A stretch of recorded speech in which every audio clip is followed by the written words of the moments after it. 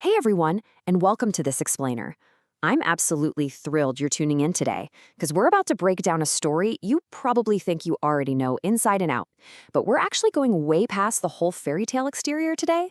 We're going to deconstruct this classic narrative to truly understand the very real-world mechanics of honesty, impulse control, and the profound anchor of parental guidance. So get ready, because we are unpacking the choices of Pinocchio.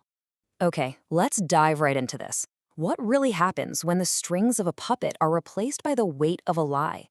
I want to hook you right out of the gate here by framing Pinocchio's journey not just as some kid's bedtime story, but as a fascinating, powerful case study in cause and effect. When we cut those physical strings, what invisible strings take their place? Well, we're going to look at his behavioral patterns, the exact points where he goes completely off track, and how those choices rapidly escalate into some massive consequences. Which brings us to our first major point, a father's ultimate sacrifice. Right away, we see this huge collision of values. On one side, you have Jeppetto's sacrifice. He literally doesn't have money for school stationery, so what does he do? He actually sells his only coat just to give his son an education and a real future. It's just a completely selfless act. But then, on the exact opposite side, we have Pinocchio's impulse. He takes that hard-earned money, gets totally distracted by a colorful circus tent on his way to school, and instantly trades his father's incredible sacrifice to a clown just to go see some wooden puppets. It's such a stark, painful contrast, isn't it? It's the deep, forward-thinking love of a parent versus the dangerously naive, short-sighted impulse of a child. And that leads us straight into the cost of disobedience. Just look at how incredibly fast things spiral out of control here. Step 1. He skips the safe, predictable path of school for the shiny distraction of the circus tent. Step 2. He completely lacks boundaries, jumps right on stage, and actually angers the crowd. Step 3. Well, because he put himself in such a vulnerable environment, he ends up captured by the circus owner, who basically just sees him as a profit-making tool. And finally, Step 4. He's locked helplessly in a cage. Just by veering off that safe path set by his father, he rapidly devolves from a free boy with a bright future into a captive object. It happens that fast. Fortunately, Pinocchio's tears of regret actually summon some help. The fairy appears, and honestly, she gives it to him straight. She tells him, "You should have done what your father told you to do."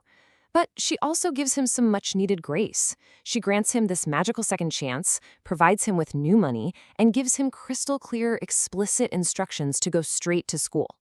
So he's completely reset. But as we all know from the real world, a second chance is really just the setup for the next big test, right? Let's look at the trap of dishonesty. Now, what's really interesting here is how this next encounter so perfectly captures the exact anatomy of a scam. Pinocchio is just happily walking along, and he runs right into the shifty fox and the cat. They basically tell him, "Hey, give us that money and we'll plant it in the magic field and you too can have a money tree." And because Pinocchio has already strayed from the foundational logic and hard work his father modeled, remember, Geppetto sold his code for real money. He didn't grow it magically. Pinocchio is just incredibly easy to manipulate. He totally buys into the shortcut. This brings us to a really crucial concept, naivety. It's essentially a lack of experience, wisdom, or judgment. Kind of like believing coins are going to literally sprout into a tree. But let's connect this directly to our own lives for a second.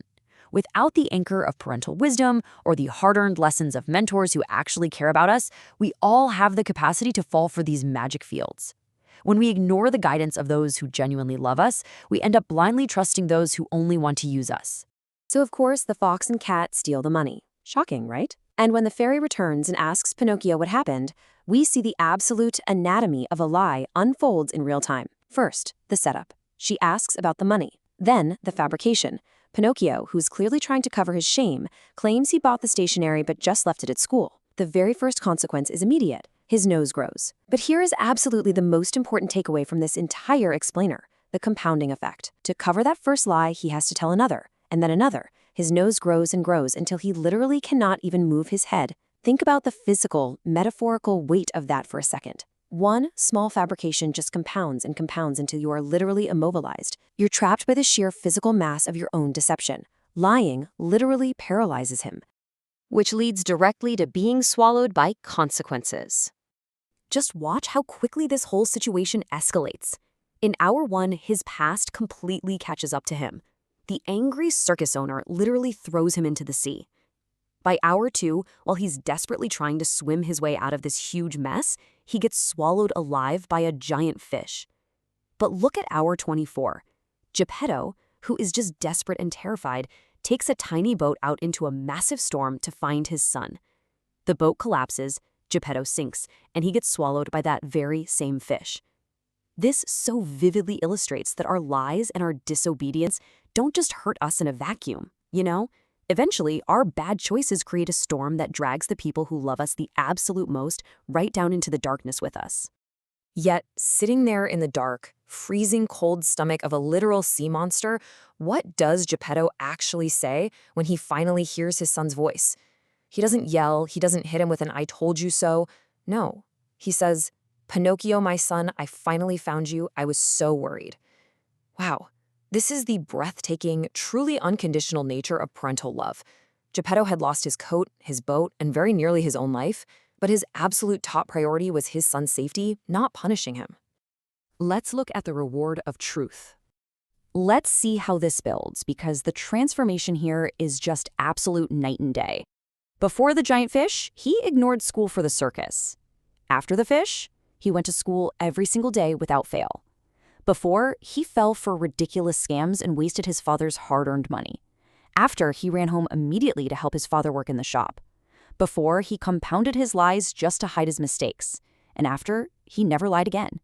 He finally truly aligned his actions with the wisdom of the father who had sacrificed so much for him. And because of this profound, fundamental shift in his character, the fairy visits him one last time, as a prize for finally becoming a clever, honest boy who works hard and actually listens to his father. The magic is completed. He wakes up, looks down at his hands, and realizes he is no longer made of wood. He has been transformed into exactly one real, living, flesh and blood boy. The ultimate reward for his truth and obedience is becoming fully, authentically human. Which leaves us with this final, really important thought to chew on. Pinocchio literally had to face the dark, terrifying depths of the sea to finally learn the immense value of truth and the absolute importance of listening to the people who guide us. So I have to ask you, what's it going to take for you to cut the strings of dishonesty in your own life? Who's offering you real, hard-earned wisdom right now that you might be ignoring just for the sake of a shiny circus? Take that question with you today. Thank you so much for joining me for this explainer. Keep seeking the truth, and I'll catch you next time.